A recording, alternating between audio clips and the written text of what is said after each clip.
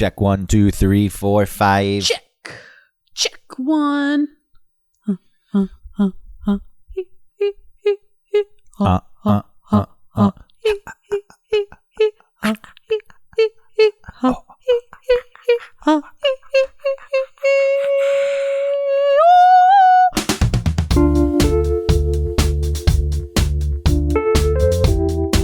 Welcome to One Topic, where we stick to one topic. My name is Autumn Fisher. My name is Greg Russ. Hello. Hi, Autumn.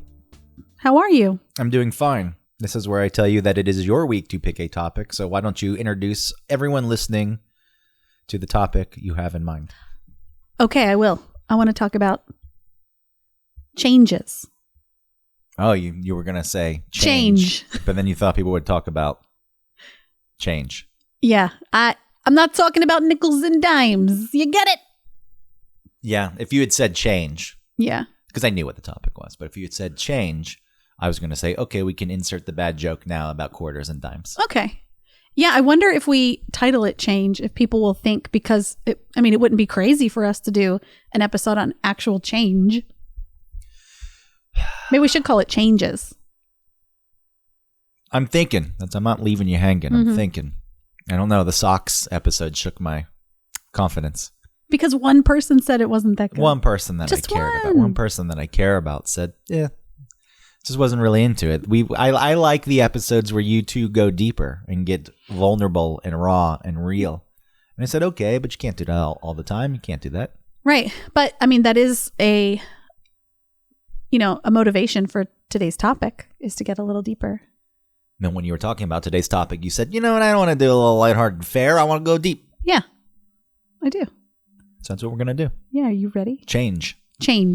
Well, what did you say? Changes. Mm-hmm. Changing. Life changing. Living a life that stays stagnant is no good. Yes. Or maybe it is good. It feels comfortable. I don't know what angle you're coming from yet. Right. I am coming from the angle of sometimes the way that things are going feels very comfortable, and you can see the path ahead of you. And because you're so comfortable, you kind of start to not worry about whether you even want to be on the path or not. But the comforting part is that you know where you're going. But actually, what's important is to make the change to a different path that maybe is scary because you don't know where it goes. You don't know, it doesn't feel as safe, but it might actually be better for you because maybe it's a different path that you want to be on. And I think it's important to remember that. And it's hard to remember that as you get older, because I feel like, I don't know, as you get older, it feels like safety sort of and comfort becomes more of a priority than when you're younger. Well, I feel like you've taken risks up to a certain point in your life.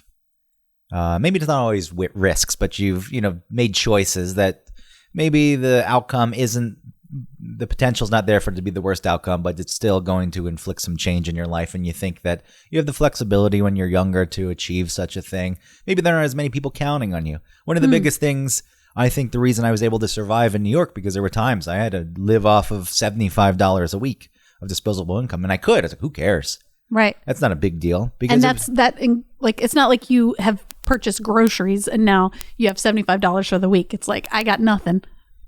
Yeah, so because it was me, if I made a decision in my life that would change the way I was living, a job, my financial situation, whatever it was okay, fine, I can take that risk. And as you get older, maybe you don't want to deal with such things and you want to be a little more steady because there are people who are counting on you. But, the thing that comes along with that, if you're not doing something that you want to do, ultimately you're going to be dissatisfied.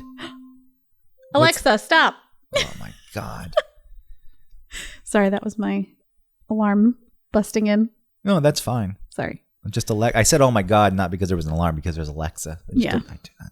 These things are creepy. I don't think so. They're creepy. I don't really care if she's listening. She's not listening because it's not a she. It's just I don't care if there's someone behind the speaker listening. I don't care. What do they hear me doing? It's like the people at the millimeter wave machines at the airport. Mm-hmm. There's pervs back there, and they look at the naked pictures of the ladies. And I don't look at them all you want. Look at that weird disembodied boob. You don't even really see anything good. Leave something to them. There's enough there where you can get excited visually, and then it leaves enough for the imagination that I you don't can. care. But what do I really care? Some ape back there. Ape. Look at these. Okay. Anyway, change. Sorry, when you're a dude and you're just looking at a picture of, like you said, some woman, an ape, Yeah. Mm-hmm. an ape working at the airport collecting a paycheck. Distracted by the boobs and didn't notice the bomb in your butt. That's the way to do it. She got a bomb ass butt. So yes, we can get back to what you were saying with change. Now, the reason you bring this up, I don't know how. Whatever you speak, whatever level you're comfortable with. Okay, I think you want to say why is this on my mind? Mm-hmm. And it's because there have been a lot of changes recently for me, and I'm not going to get too specific, although I will. I'll talk about how I feel about everything, and people can draw their own conclusions or whatever. But I mean, I do want to be really honest on this show, but it doesn't just involve me. Like, if it were just me, I would have no problem talking about what's going on. But because it involves other people, I don't know if it's totally right to just like, I don't know, tell every single thing that's happening. But okay, that's fair. Yeah. Look, you don't have to over-explain things. People should, if you say, I don't want to talk about it in too much depth. Mm-hmm. Well, not depth. Fine, depth is fine, but just not specifics. Just not, too specific. And that should be enough. Yes. No one should question you. It's like a person who says, I would not like to drink tonight. Yeah. The other person should say, okay, fine. What the fuck? Yeah, like, why? Pussy. Yeah. He doesn't want to drink tonight. Oh, don't even gonna drink. Yeah. So that. But no, I don't mind getting in depth. I feel like, okay, so I'm 37. My God, what happened to the time? We're turning 38 this year. And, old. There's a lot of things that you middle-aged. I mean, there's a lot of things that you like how I opened the show. There's a path in front of me. I was on the path, and I felt like at some point I woke up and realized that maybe this isn't the path that I wanted. I thought that I wanted the path because it felt like the thing to do. It felt like the right thing to do. As you get older, you get responsibilities, and then those responsibilities kind of produce things that you have to do, or that you feel pressured to do. Like, you get married and there is some pressure to like buy a house, right? Even though it may not make sense for you, a lot of your friends are doing it. There's this sort of false notion of home ownership in America. And just like what you talk about, like with cars, driving cars, and how it's like the open road, and it's supposed to be this sort of Americana thing to be driving, when it's like, whatever. It is presented to you as the American dream. There's a very specific, you lay it out. This is what the signifiers of success are. Right. If you've got these things, you're fine. And then even if you do get those things and you're not fine, then because you're told your whole life that you should be fine because you have these things, you think there's something wrong with you. Exactly. The whole system is shit. Yeah. For some people, that's what they want, and that's okay. If you want to follow the path that is laid out as the traditional path, and you find your fulfillment in that, fine. So be it. But it is nothing. There's nothing wrong with a person if they don't follow that. I said this about New York. You go there, single, and you're 50, and no one gives a shit. No one looks at you like you're broken. Whereas, because you're single and 50? Yeah, there's certain communities, and that's the guy who never got married. What's wrong with him? Mm-hmm. Nothing. Or maybe something. I could say that, speaking for myself, at this age, to never even been in a situation where I got close to being married, maybe there were things, I don't want to say wrong, but there were certainly things that are like, it's not right. There are things not right. They're not playing out the way that they need to play out in order for me to want to enter such a relationship. Mm-hmm. And then you work on those things if that's something that you want. If you wanted to get married, then okay. Then if you want a lasting relationship, it doesn't even necessarily need to be marriage. But all right, then there's certain things you need to work on. But the point is not wrong, and there's not something wrong with that person. And I think that a lot of people would say, well, I wouldn't judge that person for that. And I include myself in that idea. Like, well, I wouldn't judge the person. But if you're in a situation where you are in, I don't know, like a suburban setting, and everyone there are, homeowners, married, 2.5 kids or whatever that average, that weird average where people have half a kid. And then you have, Bill down the street who's 50 and single. Even I would be like, why is he still single? What's up with him? Did he have like a wife that died and never could get over it? Is he gay? Like, is he closeted?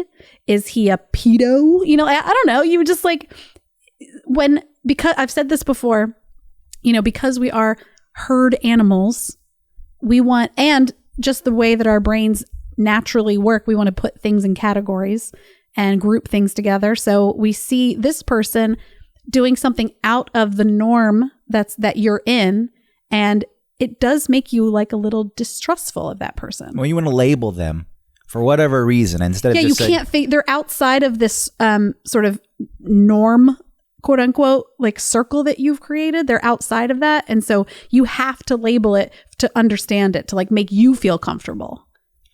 Yes. Instead of accepting a person making a choice that they're in that position, maybe because they want to be there, you have to put a label on it. There's surely a reason for that. But I mean, I guess that's true. I mean, there is a reason, but it doesn't have to be wrong. Well, what's the reason you entered the kind of life you entered? Yeah.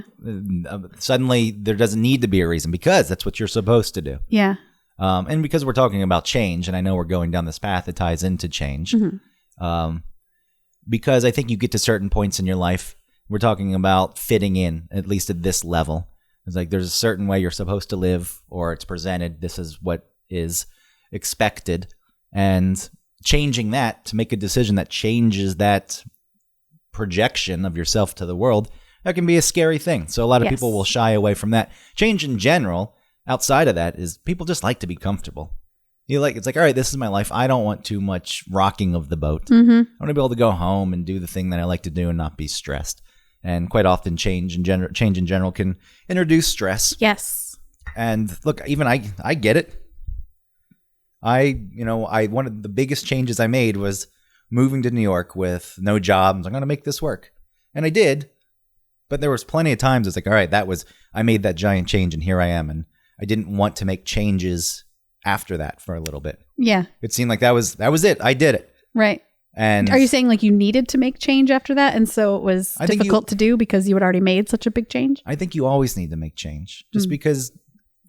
Like if I have a 20 and need you can't help yourself, can you? Sorry. Sad trombone. Insert it. That's the cheesy. God, you took us to the level of cheese. What's wrong with cheese? You threw me off my train of thought. I'm so sorry. It was just a pocket change joke. Making a change. It's hard to do. No, I was just saying that in general, I think that you need to continue to make changes in your life because you change as a person, whether you like it. Yeah. Just as you grow and you experience more things and your views on the world change, whether or not you think that they're locked in. I guess it depends on the kind of life you live. If you're completely reclusive and you don't have too much outside input, maybe you're staying somewhat the same. But if you're engaged in any meaningful way in the world, it's going to change. You're going to change. So if you don't follow that, then you're going to be at odds with yourself. Right. That's what's going to, you're going to, okay, well, I believe this now, but I've been living this way, but I don't want to change the way I'm living. So then you just end up resenting yourself, other people, the world. Yeah, you sort of, something's got to give at some point, right? And maybe that's why, people get weird as they get older. In what way? What do you mean? Because there's many ways to get weird. I don't really know. Maybe grouchier. You're talking about the person who you never speak to and they're just looking out their window. You see them peering through some sheer curtains. You see their silhouette. Yes. Like there's that weirdo who never comes out and God knows what's going on in that house. Well, that's an extreme. But what I mean is, people who before may have been a thinking, understanding, open-minded person, all of a sudden, or not all of a sudden, seems to eventually, not trust the Mexicans moving into their neighborhood or something. You know what I mean? Like some weird way that's like it manifests in some way because they refuse to allow the change to happen. Well, that's a different type of change. That's change that's being forced on a person. Talking about, the Mexicans are moving into my neighborhood, which I guess there are people who say things like that. Neighborhoods change, and they don't want their neighborhood to change. And there's people who don't look like them moving in. Right. And so what I'm saying is... it's easy to say, put blame on other people and then demonize those people. But what I'm saying is that person who complains about the Mexicans moving in, they themselves refuse to change. And so they don't want anything to change. It's like if I'm living as a true human who allows myself to change, who surrounds myself with people who understand that I am a changing human also, and that maybe they are too, or something. You've set up your life in such a way that you can keep growing. Maybe you see Mexicans moving into the neighborhood and you think, oh, look at this, a lot of neighborhoods changing. Not like, what are they doing here? Like, my neighborhood used to be like this, and now it's... Do you know what I mean? Like, they're less accepting of change in the outside world. I know what you're saying, but you're also crossing a line, like, away from change. There are many things that come into play of someone who looks at people who aren't like them moving into a neighborhood and they have thoughts about it. There's reasons, probably more than change. There could be some underlying beliefs that... Okay, well then let's take it away from race and make it, there's a bunch of grocery stores and weird strip malls down this part of this road that didn't used to be there. And when I was here, the roads used to be like this and blah, blah, blah. Instead of being like, well, yeah, the neighborhood's changing. Interesting. Because they allow themselves to change. And so they understand that the world also changes. Well, it's hard to grasp. Again, a lot of my experience comes from living in New York, and New York's always changing. Mm. The city I moved to that I liked, other people hated because it had changed from when they moved there, right, or when they, were kids there, if they were from New York. And, it's at the point now where a lot of places I like to go to 12 years ago are gone. Mm. A lot of things have been knocked down and they've gone out of business. And there is parts, this stinks. This isn't what I liked about this place when I moved here. And you're a growing, changing person, so maybe that doesn't work. Well, that's a change that's outside of you. Look, you have to accept it. Yeah. I can't let it cause me to shut down and isolate. It's easy to just hold yourself up, and maybe people who do end up holding themselves up, they don't like to change around them. Yeah. And maybe these are just, I'm thinking of extreme examples, like smaller examples. People who, don't even know what they're doing. They're just doing it. And they're not even connected to their own heads to know whether it's something that they really want to be doing or just using their brains. I mean, I think about, so when my kids were going from just drinking, milk or whatever to having solid food, I know that this is... Makes them like little kittens. Well... You're moving from milk to the wet food. Yeah, to the wet food. The idea is that you're supposed to feed them baby food. There's a huge industry of baby food. And now there's this huge industry of, natural baby food, and how it's like, it only has this ingredients, organic, non-GMO, blah, blah, blah, And in reality, you can just give your kids food. It doesn't have to be baby food. You don't have to get that. Even if you make it yourself, you don't have to mush it up. They can do it. They can figure it out. They mush it up themselves. You start with things that are soft, like bananas and avocados and stuff, but they can do it themselves. The point is that people feel like they have to do what is done. And to go outside of that is, doesn't even occur to them, because you're so on this path of what you're supposed to do in life. My kids are in diapers, I have to buy diapers. It's like, well, maybe you get cloth diapers. Think outside of the box. Do what's right for you. Maybe cloth diapers wouldn't work for you, but maybe they would work better for you. I don't know. The baby food thing is the same thing. The way that people have babies is getting bigger, but it used to be that it was like just the hospital. If you do anything else, you're a weird hippie weirdo, or even death. You're supposed to die one way. You're supposed to die in a hospital surrounded by doctors, or you're supposed to get buried in a casket or be burned, whatever, like cremated. Like there's no other anything. And so what I'm saying is, well, what about just having kids in general? Sure, exactly. I'm married. You're supposed to have When kids. are you having those kids? So, I mean, as far as it ties into change, are you talking about, so this is wide scale societal change. I'm not saying you're trying to change what the path that's presented as acceptable or I'm starting the norm. as that as a base, saying a lot of us Some people are just on a don't fit path. into that. Right. And maybe you don't even realize it. But then if you do realize it, changing that is so scary, because like I said, you don't know where that path goes. You don't even know if it's going to be the right. You're worried that if you get off that path that it's going to be a mistake, and it's like, well, I can't get back on it.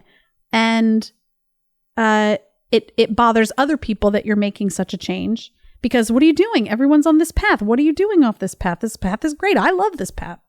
Well, the whole concept of a path to me is ridiculous.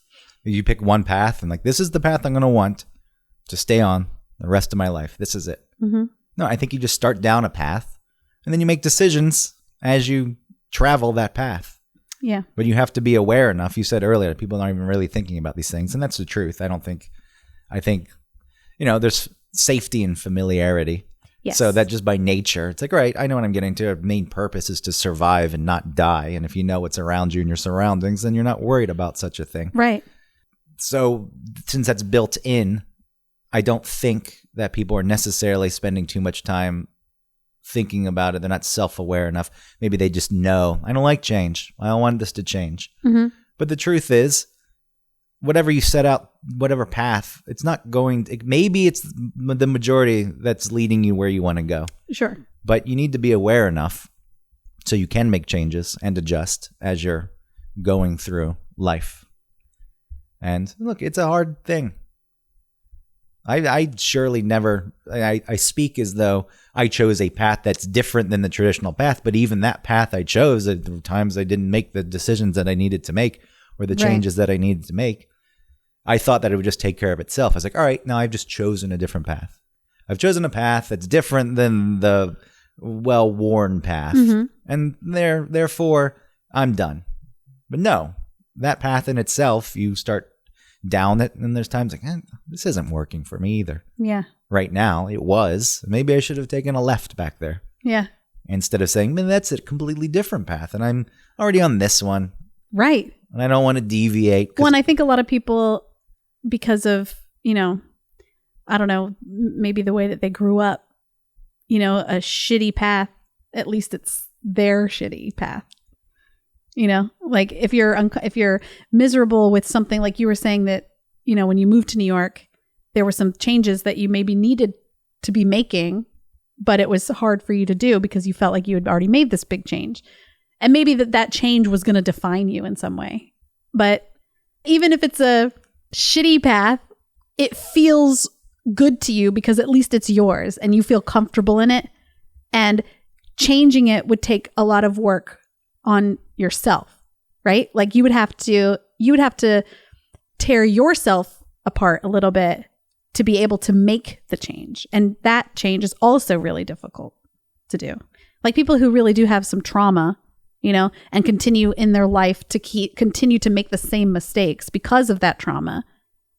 It's just what they know. It's just what they know. And then to change that would be to tear down a lot of things that they've built that make them comfortable, in therapy or something, and reveal a lot of things that they don't want to think about. You know what I mean? Like it's so hard to do that. So it's like, I'll just stay in this shitty path because at least it's mine. Well, what's the comfort in that? If you're living a life that's no good for you, it's unhealthy because of what you are exposed to growing up and it's what you're used to. I think the scarier thing is to be vulnerable and rip it down. Because again, we're talking about the reason people don't change. It's because you just want to avoid the stress that comes along with it. So if you're living a life that's unhealthy, that's stressful, but it's familiar, but the real stress, that the other side of it is you really need to dig into some stuff and look at some things and face some things that make you uncomfortable. That maybe you don't want to deal with. So that stress is that's a shitty situation to be in. It's like, which is the lesser of two evils right now? And the other one's not evil. It's just harder. Right. And so you don't do it because it's harder. Yeah, and I'm staying away from that. So I'll just continue. And I didn't have that issue, but I definitely had the thing of like the other way seems so scary.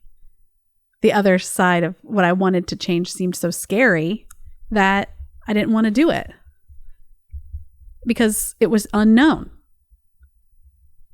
Well, I think ultimately what you need to come to terms with is what you want. You have to be honest with the things that you want in your life and adjust accordingly.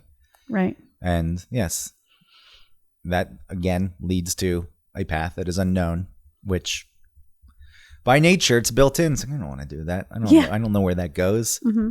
And that frightens me. But just accepting that is a very difficult thing. It seems easy. And do you mean like it's easily said? Well, it's easily said. It's like, just know yourself and know what you want. Yeah. But do I trust that I know myself? There are so many forces at play. Mm-hmm. There's so much being thrown at you and expectations of other people in life. So even saying the kind of person that you want to be, you're able to fool yourself. Like, this is the person that I am. I'm this person. Of course I'm this person. Because you've set an ideal about the kind of person that you want to be. Yeah. Based on, even if it wasn't other people telling you what to do, they certainly had an influence. Society has an influence. And so then you say, well, I want to be a person who operates best in kind of that world. But maybe that's not really who you are. But it's hard to realize that the person that you think you are sometimes is not the person that you actually are. Do you feel like you had that? Because you have talked before about having or dealing with your idealized image. Yeah, I mean, mine was more, I'm a person who doesn't need much. I'm not going to bother other people. I don't want to be a burden. I'm modest. I can live very minimally. All those things sound like positives, though. They are until they're implemented in extremes, because then they're impossible to actually meet. Mm-hmm. Sometimes you do burden other people. Sometimes, I don't want to be a burden on another person is your definition of a burden. So you don't lean on other people, ask other people for help. When you need it. Or include other people, which isn't a burden. But in your mind, like, that would be a burden. I don't want to do such a thing. Right. Living modestly is, I don't have any needs. Like, I like living in a small space in New York. It does not bother me. And I don't think that humans need giant houses. It's just some status symbol that there's no reason for it. Now, in New York, you live in unreasonably small places sometimes. Right. There are extremes in both ways. Yeah. And I think my apartment now is I like it. I was living in a real small shithole with no natural light. There were windows, but it just didn't really come in. Low ceilings. But it was cheap rent. And I mean, that's an excuse that I hid behind. That's one, it's not a complete excuse. It's a reality. When you can live in Lower Manhattan and Greenwich Village for $1,200 a month alone, that's a good price. And I can't give this up. Why would I give this up? But the truth is, it also fit this idea of the life that really, I don't think is healthy for anyone to be living 7 years in a depressing place. Do you know how many square feet it was? I have no clue. 275? Wow. 300? Wow. Let's be generous and make it 300. Yeah, we can put it up at 300. Yeah. And how many? 7? 7 years. Wow. How much was the rent? $1,200. Oh, $1,200. I said that, but you were glancing away. Sorry, I was sorry. I don't know what you were thinking about. Yeah. What distracted you? Nothing. I could tell. I just continued on because... Good, I'm glad. But yeah, that fit this idea of the kind of person that I was. And so modesty carried over into, I don't need anything. I don't have needs. But you did have needs. Yeah, everyone's got needs. And it's okay. Did it bother you when you had needs? Or you would just dismiss them, sort of? I just don't even think I was aware of them. Okay.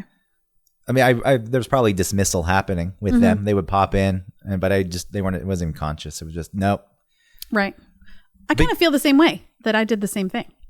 There were things that I needed, but to me, they felt like wants and not needs. But turns out, I think they were needs. Mm-hmm. Yeah. Everything specific?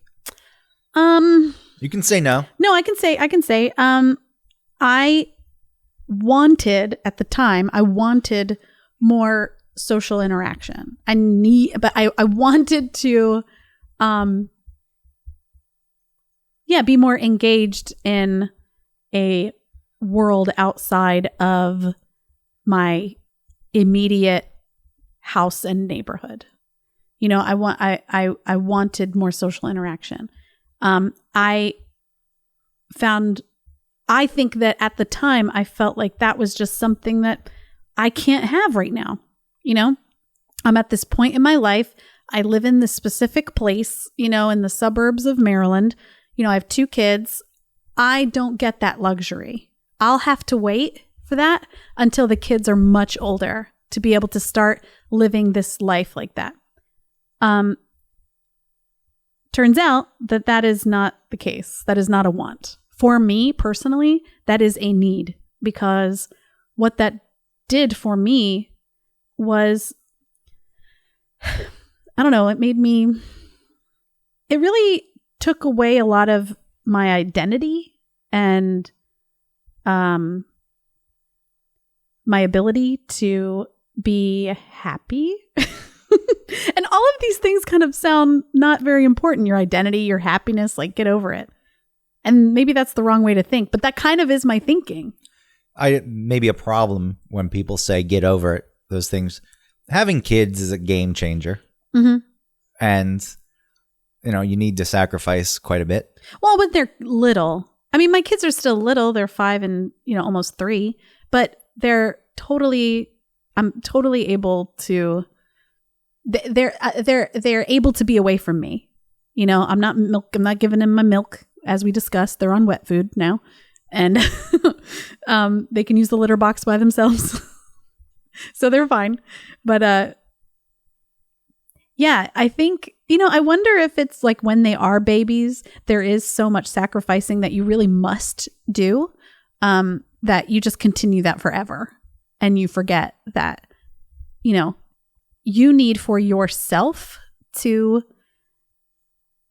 be good to yourself and give yourself what you need. And they need that from you, because I feel like I'm a way better mom since I've been listening to myself and giving myself what I need. Well, there's a devaluation of yourself that happens when you're not getting the things that you want and you think you can handle it, and when you're dismissive of it. And then when you can't handle it, you feel like something's wrong with you. It erodes away your soul, ultimately. I really do feel like I was really losing track, and I'm not like going crazy or anything, but I really did feel like, oh, I don't know who this person is anymore. Because I was being forced to sort of, not forced, but by my own, you know, forces, I was forcing myself to only be this kind of person, or be in this situation, because it was the situation I was in. Well, what ultimately happened to me was I needed to figure out a way to change myself. And, you know, that's not going to happen unless you want to, but the easiest way to explain it, because they're the relationships that require the most work, are romantic relationships. And mine constantly failed for the same reasons. Ultimately, the path was the same. It was a slow demise drawn out over 2.5 years. Me isolating, not being present in the relationship. And it's not what I wanted. Like, so that made me feel bad about myself. I was like, all right, yeah, you can't do this. You're not the kind of person. Who are you? That was another thing. I have a real inability of letting people down that I care about. And when you're doing that in a relationship, when you're not there and you're not able to give the person just the most basic of attention, like meaning tending to the relationship and being available emotionally for the person, it takes a toll. And so what happens ultimately is you think to yourself, well, I'm not good for anyone else. Right. It's like, I can't do this, so I'm not good for anyone else. So I may as well just not have other people around that require that kind of commitment from me. So it leads to isolation. And, you know, if I had kids, it's a different story, because you can't do that kind of thing. Right. But if I had kids, what kind of parent would I have been at that point? Right. Because it seems like if you can't give yourself what you actually need, or even like ignore the fact that you have needs, how can you can't give it to other people? That's what was happening. Yeah. Like, I don't have needs. I'm in a relationship, And I'm not, things would come up. So, well, fine. Everything's fine. And I meant it. So it's not even fair to the other person. The other person's not doing anything wrong. Right. Yeah. They just want to be in a loving relationship. I'm like, I'm fine. There's nothing. So it's resentment starts to build because you do have needs and you feel like you can't be yourself in the relationship. Right. And then so the other person But you never even gave the other person the chance to accept you for who you really are. No. Yeah. That's scary. God forbid I put myself out there and you say, I don't like you. Can't deal with it. I mean, I don't think that was a conscious thought. No. But then the other person asks for things like, how dare you put your needs? I don't bother you with such things. And that's the way it plays out. And you get to the point where it's like, I got to change some of this. And the real change comes from the fact that I am believing, for some reason, striving to be a person who doesn't need things. I'm so honest, I don't need anything. How did you change the idea that you really do need things? And that you deserve for those needs to be fulfilled. You have to become comfortable with who you are. Like, all right, this is who I am. And I'm just going to put it out there. Maybe I get rejected by some people. Right. And was that like exposure therapy where it's like you kept exposing who you really were and then people were accepting of that? First, you just have to come to terms with it. Yeah. Because you have this idea of the person you want to be and you got to get rid of that. Yeah. You can keep some of those things.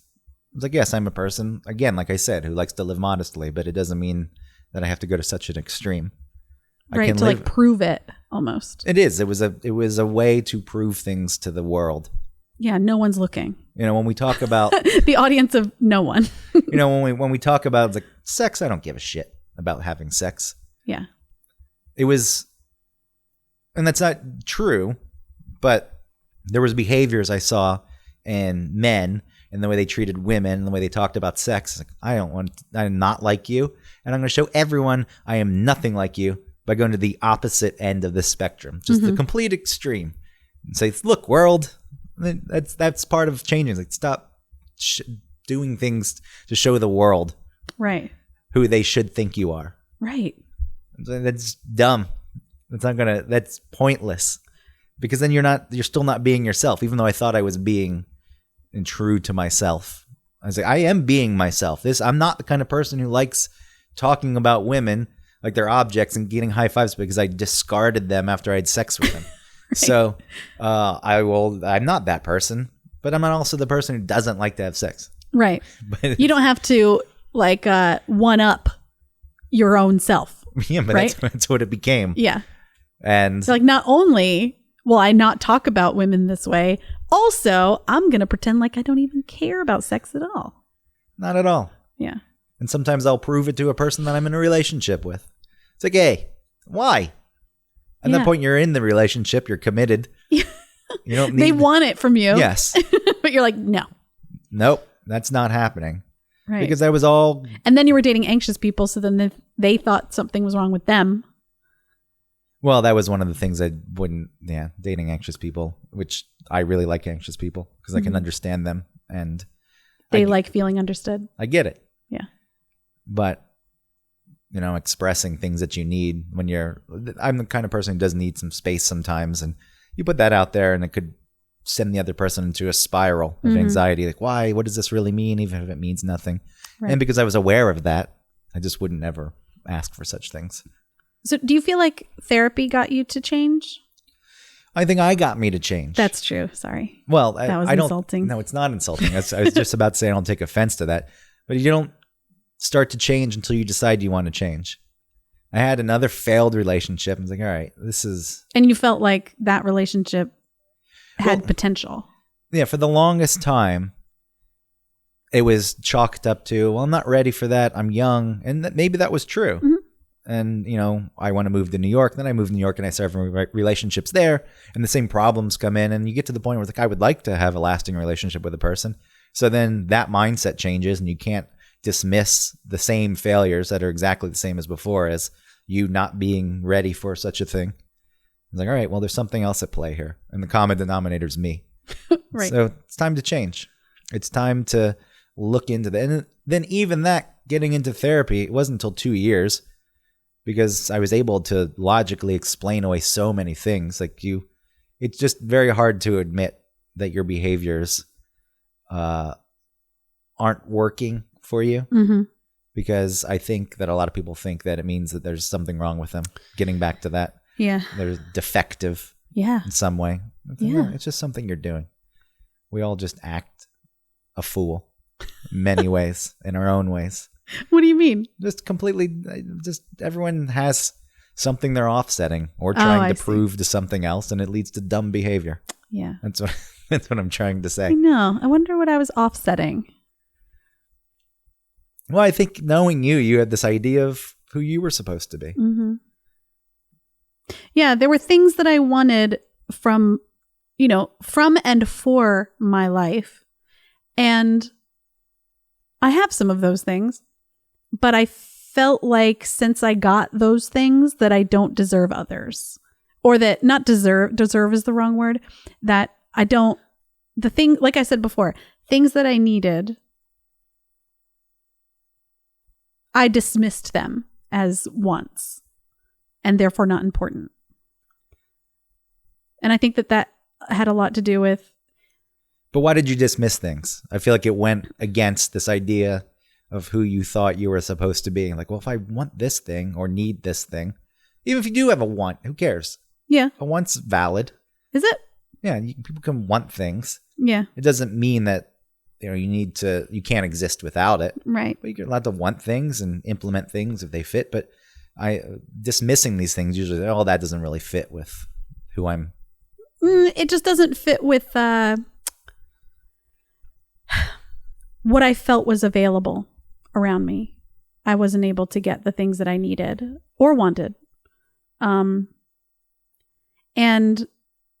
I mean, did we talk on the show about me trying to like not pretend, but like always be cool? And that was on this show, right?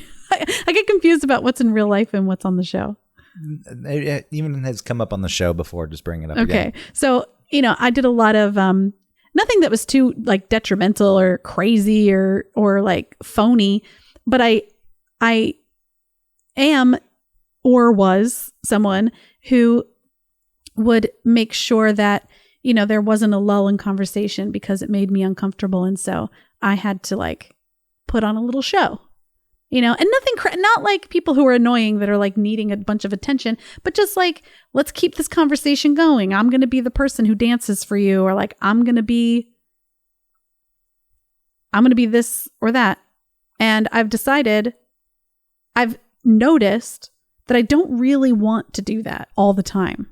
And doing that really just offset my feelings about being uncomfortable in a group, or seeing other people be uncomfortable in a group. And therefore I would have to like make everything cool. Like everything's all, and I've stopped doing that when I don't want to, and it's awkward. But that's okay.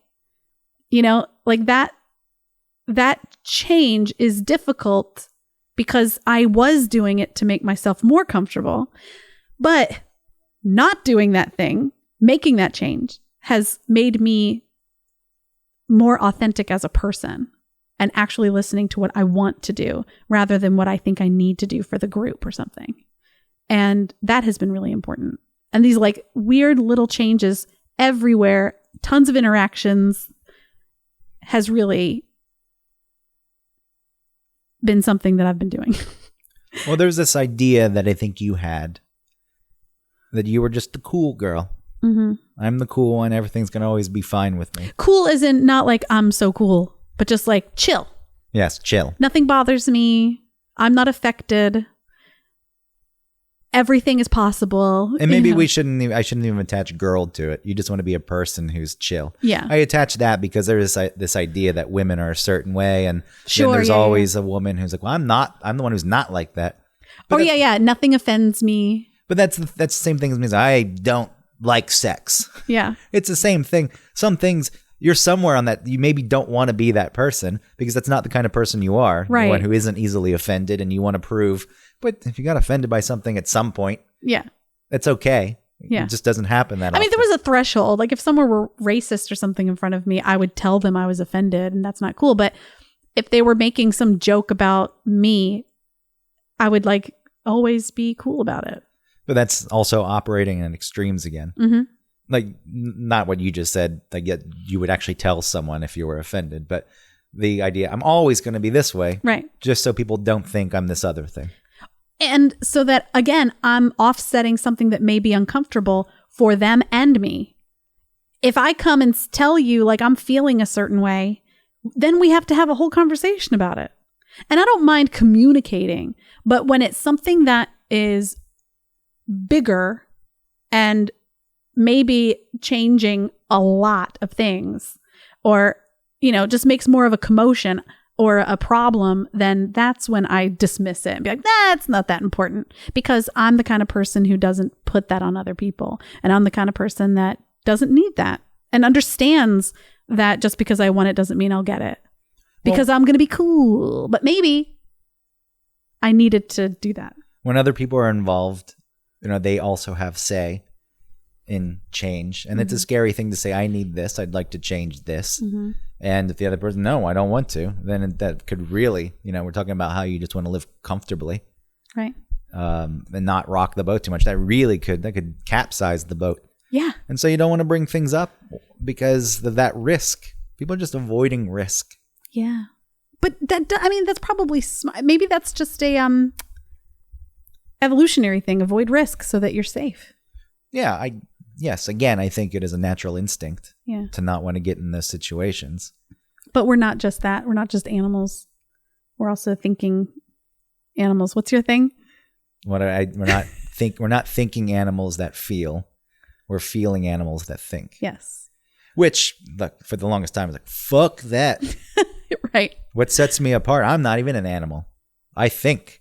I'm only going to operate in logic to distance myself from being an animal. That was another thing. That was another thing I couldn't stand. I just couldn't stand that I was some upright beast walking around, eating food, breathing, farting, going to the bathroom, desiring sex. Yeah, not me. Thinking. Oh, yeah. See, I was more, if I felt something that didn't align with some logic, then I dismissed it as like not important. But then that means, maybe some of those things were right to be dismissed, but then other things were like, no, you needed to pay attention to that feeling. That feeling was telling you something. Feelings really are, you feel them for a reason. They're stigmatized in a way. It's like, if you do that, then there's, if you're a man especially, and I think that is changing. And I do think that feelings can't dictate everything. Sometimes just things need to be done. And this is, all right, your feeling is valid, but if your feeling is paralyzing you, then okay. I think that it's about what's working and what's not working. And I think a lot of people are scared to notice the things that are not working, including myself. Because once you start paying attention to the things that aren't working, in order to fix those things requires change, which doesn't just affect you. That's like a difficult process, but maybe for the better. It affects all the people around you, Well, going back to what I was saying earlier, when I isolated because I wasn't valuable for other people, and to get in a spot to provide anything to other people in my life, to have other people around, I needed to figure things out and enact some kind of change and realize that things are going to constantly change and you can't really do much about it. There's so much, most of it's out of your control.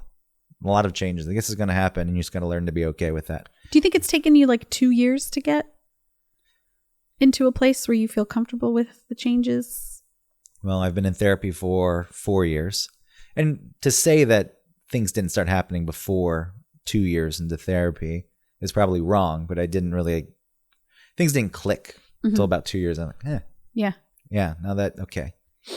I see this. And it's not, I think there's a fear that you're going to lose your identity or become a different person. Yeah. And you're like, no, I can implement all this stuff and I'm still myself. Yeah, for sure. Maybe a better version of myself. Because you've really sunken into this comfortable place of like, the reason why you got to this place is because it was comfortable and it made you feel some sort of way, like safe, or you tied it so much to your identity that losing it would mean like, well, I don't know what my identity is. It's like people who tie themselves into work. It's like, well, if I'm not this, then I'm nothing. Where's the key? find comfort in discomfort because we want to be we want to be comfortable. So if you want to be is that Buddhism? Like, I don't know. Suffering, life is suffering. It's probably something like that. Yeah. But if you can find comfort in the fact that things are going to be uncomfortable, a lot of the time, then the truth is, I felt much more discomfort when I just wasn't comfortable with myself. Right. There was social awkwardness. Before social awkwardness got hijacked and like aliens now own it. Like, I feel like I was weird. I was like, oh, I'm weird, but I can maybe have a conversation. I'm going to do something that's out of the ordinary, and sometimes it's going to be on purpose. But whatever the reason, if I'm trying to push you away, or I'm just trying to put on a show. Now people are like, I don't know how to speak. And everyone's socially awkward. What, like that Facebook movie? That guy? I don't know what this Facebook movie is. No, anyway. The Facebook movie, you know, like where it's like he's awkward, but he's really smart. And so, I'm talking about the actual one. Yeah. Network or whatever it is. Whatever. Social Network. Is he weird in that? Yeah. I guess. But there's people now just don't even know how to speak to one another. Like, you're just so weird. And then it's cute. So no, it's not cute. It doesn't get cute. I could make it cute. That's what would happen. I was socially awkward, but I would make it cute. It's not even cute anymore. It's just disgusting and paralyzing for people. And they're aliens and they don't know how to exist. And it became the thing to be. And, you know, I don't think that people should have been ostracized for being socially awkward or anxious previously, but it's become this thing. It's like, now we just all are this. And then. Wait, are you saying that people in general don't know how to communicate with each other? Like, are pretending to be socially awkward because it's cool? When I say this, I don't know if it's cool. It just became allowed. Oh, okay. I'm basing this on like interactions with people younger than me at the office and like not much younger than me. Oh. It's like, hey, this was my thing. And you're not doing it right. And you're ruining it. It's not creative. You're just letting this be instead of saying, all right, I feel this way. And now I'm going to go out and operate within this world. And maybe I'll put on a little show for people in the process. Anyway, it made it easier for me to I give that part up. Right. Because at some point I thought it was part of my identity. Right. And maybe part of my creativity. I was like, well, it's just who I am. This is weird. And then everyone's like this. And they're crap. I was like, all right, I'm just going to switch. Well, even that, I mean, it's not that you switch. It probably made you feel safe to be socially awkward because it lined up with a lot of things that you thought about yourself. But maybe that just came from the discomfort of I wasn't comfortable in my own skin. So yeah, it just projected it onto the world. I don't know how to. But maybe once you started to get more comfortable in your skin, you can decide, like, in this moment, I feel withdrawn or whatever. And so I might come across as socially awkward, but in other moments I'm not. And so when those moments do come up, you listen to them and decide and just listen and do what you naturally do instead of saying like, well, I can't do this because I'm socially awkward. I also feel a lot less disdain. Disdain? Yeah. For the world. Oh, less disdain? I feel less. This is less? I feel less.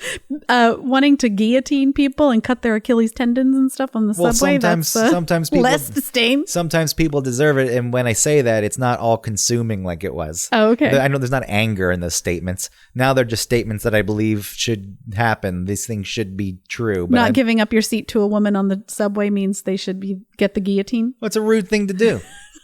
Yeah. I don't even sit half the time, even if there are seats, because I know someone's going to come in. Right. Why do I need that seat? I'm an able-bodied person who's relatively young. Okay. I don't need to sit down. Other people are going to need that. You know, people who sit down and they pretend they don't see that. Yeah, that deserves some kind of punishment. That's unacceptable social behavior, not taking other people into account. Mm-hmm. It's just all about you at that point, which, maybe I don't like because most of my life was spent all about me. Everything was like, I made that person feel bad and that makes me feel bad. Right. And I don't like feeling bad. It just became about me. So maybe that's where that comes from. But I feel like there was anger that I carried around with me. I'm still cynical, but I think that's fine. I also think a lot of my cynicism is rooted in valid critique of our society. Mm-hmm. I don't back off of that. But it's not as emotional. Now, that I feel used to be an emotional thing. I'd feel all this anger towards people. Yeah, you have like fake fights. with people. Yeah, and that's gone. Now it's just a logical thing. Not physical fights, but just like, yeah, things that they're totally unaware of, but you're having this huge emotional reaction to. Yeah, so that's kind of flipped. Yeah. Now my logic lives in my cynicism, which is very secure in its existence and its argument. I think something that I used to do, well, and maybe I still do, but because I think of some of the changes that I'm making and like the ways that I think about myself, something that has changed for me is accepting how other people behave and how other people think, and being okay with me, or being okay with that, and not feeling like I need them to do things a certain way, or I need them to think certain ways in order to get along or to do well. It's like, I have the solutions. All they need is for me to tell them what to do, and if they follow it, then they'll be fine. That's the other side of this discussion, is you wanted to change other people, change their feelings, change their experiences, which you can't do. Yeah, I did a lot of that. It's change you need to stay away from. Right. One, that's not your job. Well, so yeah, there were some things, growing up where, not because of anything bad, but I felt like I could change situations and feelings in the house. My parents, this is not like they didn't get along and I was like, Mom, God, Dad, don't fight. It wasn't like that. It was, my mom is an anxious person. And when she would feel anxious, I would try my hardest to fix that instead of just letting her feel it. And I don't know whether that was something that was innate that I did, or if that was something that I was encouraged to do.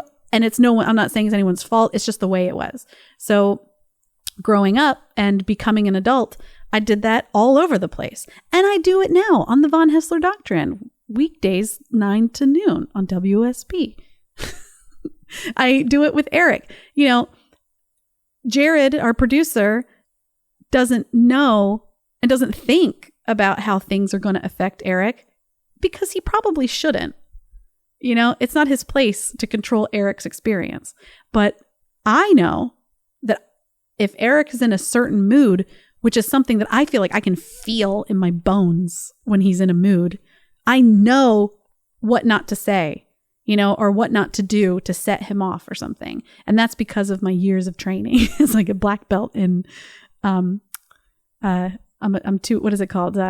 Codependency, So, and I did that everywhere. I did it in relationships. I did it with, interactions. Like I said, like in a group setting, it's like, this is going to be uncomfortable for people. The silence is weird. I'm going to do something to like lighten the mood or whatever. And that's cool.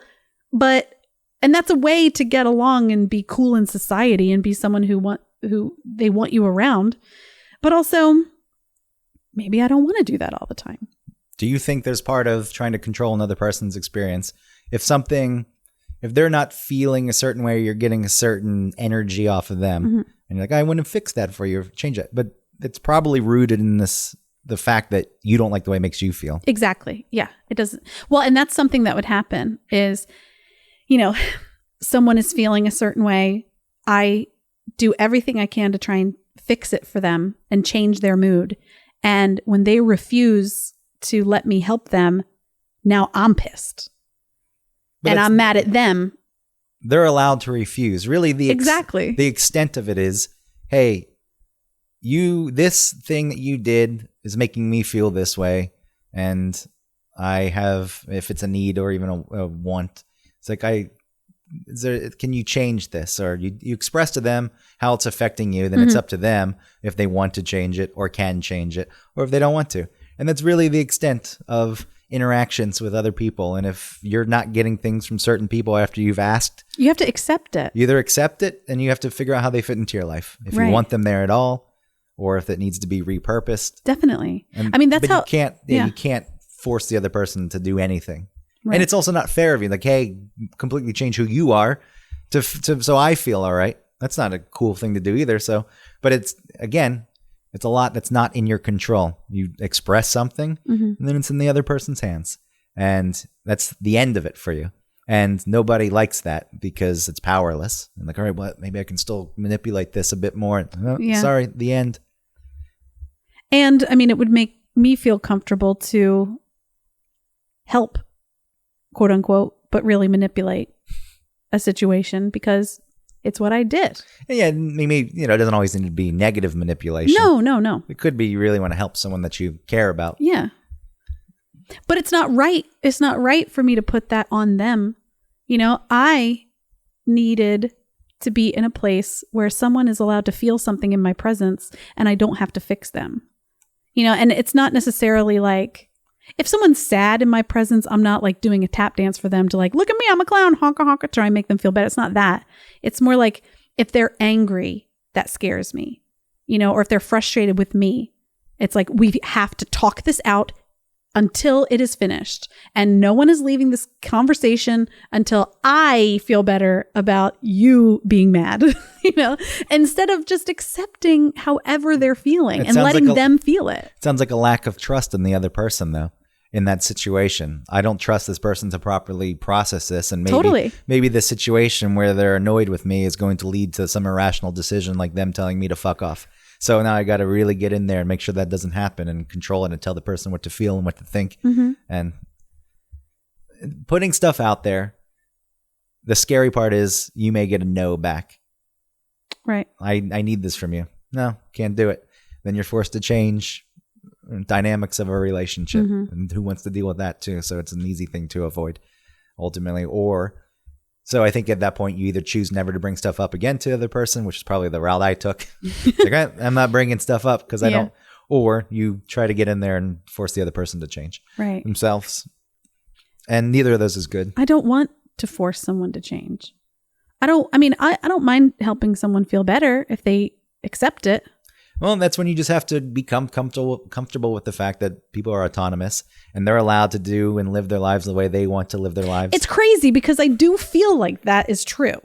But in my presence, if you are upset with me, if I've done something that bothers you, it really destabilizes my world and makes me scared. I don't know of what, but it makes me nervous. I do not like it. And I have to help you change it. I could also, like, if you need space, that is it's unacceptable. If you need space in an argument because we're arguing, like, no, you do not get it. We need to keep talking. Well, it sounds like, again, you don't trust the person to actually come back after the space and discuss it with you. I do, but I don't. I think I do. It's more like I don't feel like I can't be uncomfortable knowing that you feel this way. I'm sorry. I don't feel comfortable having you feel this way. Yeah, that can be at play. I think there's... And maybe that has to do with like my mom, where it's like if she was uncomfortable with me, it was like the rejection of a mom, whereas it could just be like, people are allowed to feel whatever they feel. I didn't have to take that on, but what I do is I do take that on. Not the sadness. I'm not so like concerned about people being sad. People are allowed. I don't feel like I need to fix people who are sad, but like when they're frustrated or whatever, that's when I take that on. And then when I started to think like, oh, I don't have to do that work. No one's making me. I never have ever felt like it was like someone made me responsible for that. It's more just I decided not to do that. But what sucked when I first started doing it was like, I don't have a place. I stopped doing it and I didn't know where I existed and who I was in the world because I stopped doing this thing that was very much part of what I did. So then you started putting in work to figure out who you are and where you fit in. Yeah. And that's the process. And going back to the path, I guess to wrap it up, is the path is going to change. You change, so you should just be open to the path changing. You're not at mercy of the path. You can choose it. Yeah, the path was leading me at some point. Yeah, it's your path. Yeah. And just because you chose the path, at some point it can switch. Like, well, now this path is just leading me. Even though you chose it, you feel like you were in control. Mm-hmm. You change. You have different needs and wants and desires. Like, all right, well, how can I get these things? And you just have to stay fluid pretty much throughout life. You put in all this work and then you die. It's like, oh, okay. Glad I finally started to figure that stuff out and it just ends. Yeah. The end. Not exactly. Maybe there's a rating at the end, and you get a scorecard. Mm-hmm. It's like an applause meter. You did very well, and then you get a prize. Mm. And then you did poorly. You became a hoarder, which you have to go back. I understand real hoarding is not something to really joke about because there's a problem. People are unable to process their feelings, but yeah, it's like, hey, you know what? You just hold yourself up and you died in that fire. Yeah. So you got to start over. You don't pass. Mm-hmm. But I don't know what's after that. Oh, you did well. You win. What's after that? No, this is our death This is not our death episode. We'll get to that, but this can be a preview for it. Okay. It's like, oh, you win. You did a good job. Oh, yeah. What's after that? Well, there's still nothing. Now you're just going to go into nothingness. Oh, bye. But maybe there's a moment right after you die.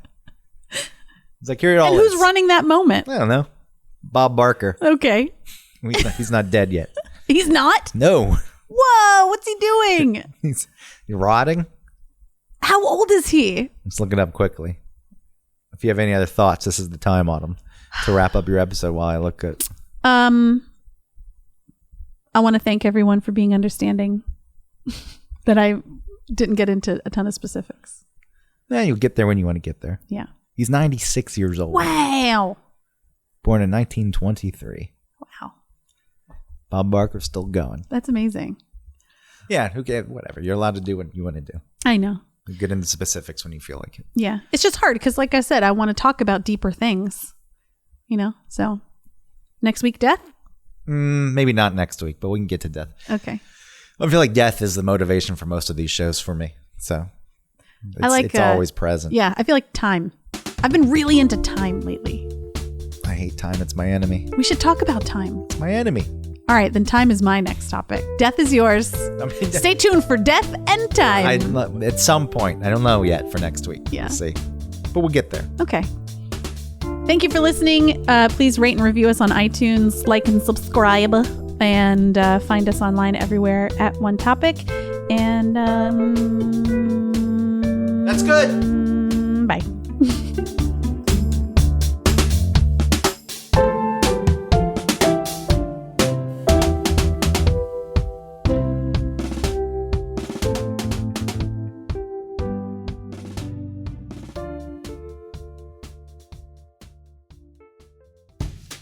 Hey, Greg. Hey, Autumn. Do you like hot sauce? I do like hot sauce, but I'm getting pretty bored of my regular Texas Pete or Tabasco. I'm looking for a local sauce without any additives or extracts. A company that uses local peppers so it's as fresh as possible, and a company that really cares about the integrity of the sauce and where their ingredients come from. Definitely. And hey, while we're at it, I don't want a sauce with too many ingredients. A lot of other sauces out there, they have all kinds of fillers. So I'd love to find a sauce with, I don't know, let's say no more than 5 ingredients. I mean, it's crazy, but there's gotta be a company out there that hand processes their sauce. Bottling and labeling every bottle themselves. I'm probably asking a lot. Well, you really are, but there is a hot sauce out there who only uses 5 ingredients. What? 0 fillers, additives, or extracts, and who bottles, labels, and packages everything themselves. It's called Hoff Sauce. What? They're a small batch hot sauce company out of Chattanooga, Tennessee that's won Best Louisiana-style sauce in the country. How many times? Not once, not twice, 3 times. 3 times! How does that sound, Greg? I think that sounds amazing. You know how you can get your own bottle of hot sauce? No, tell me please now. Hoffandpepper.com. And not only am I giving you the gift of the best hot sauce that you'll ever taste, I'm going to give you 15% off if you use the code ONETOPIC15. Hold on, that's... Yes, get a pen and paper. One Topic 15. Good. That's ONETOPIC 15, all squished together at checkout. You'll get 15% off your order, and your life will be better. Thank you. You're welcome.